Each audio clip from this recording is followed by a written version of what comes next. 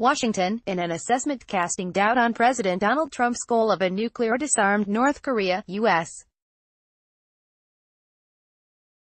intelligence agencies told Congress on Tuesday that the North is unlikely to entirely dismantle its nuclear arsenal. Director of National Intelligence Dan Coats, in testimony before the Senate Intelligence Committee, noted that North Korean leader Kim Jong-un has expressed support for ridding the Korean peninsula of nuclear weapons and has not recently test-fired a nuclear-capable missile or conducted a nuclear test. Having said that, we currently assess that North Korea will seek to retain its WMD, weapons of mass destruction, capabilities and is unlikely to completely give up its nuclear weapons and production capability because its leaders ultimately view nuclear weapons as critical to regime survival, Coates said in an opening statement. Our assessment is bolstered by our observations of some activity that is inconsistent with full denuclearization, he added, without details.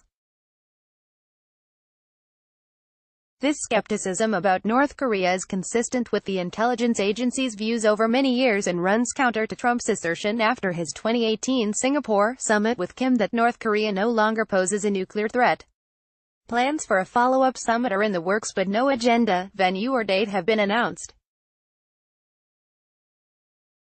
More broadly, the intelligence report on which Coates based his testimony predicted that security threats to the United States and its allies this year will expand and diversify, driven in part by China and Russia. It says Moscow and Beijing are more aligned than at any other point since the mid-1950s and their global influence is rising. Coates told the committee that Russia and perhaps other countries are likely to attempt to use social media and other means to influence the 2020 U.S. presidential election. Our adversaries and strategic competitors probably already are looking to the 2020 U.S. elections as an opportunity to advance their interests, the intelligence report said. We expect our adversaries and strategic competitors to refine their capabilities and add new tactics as they learn from each other's experiences, suggesting the threat landscape could look very different in 2020 and future elections. Russia's social media efforts will continue to focus on aggravating social and racial tensions, undermining trust in authorities, and criticizing perceived anti-Russia politicians, it said. Moscow may employ additional influence toolkits, such as spreading disinformation, conducting hack and leak operations, or manipulating data, in a more targeted fashion to influence U.S. policy, actions, and elections. Contact us at editors@time.com.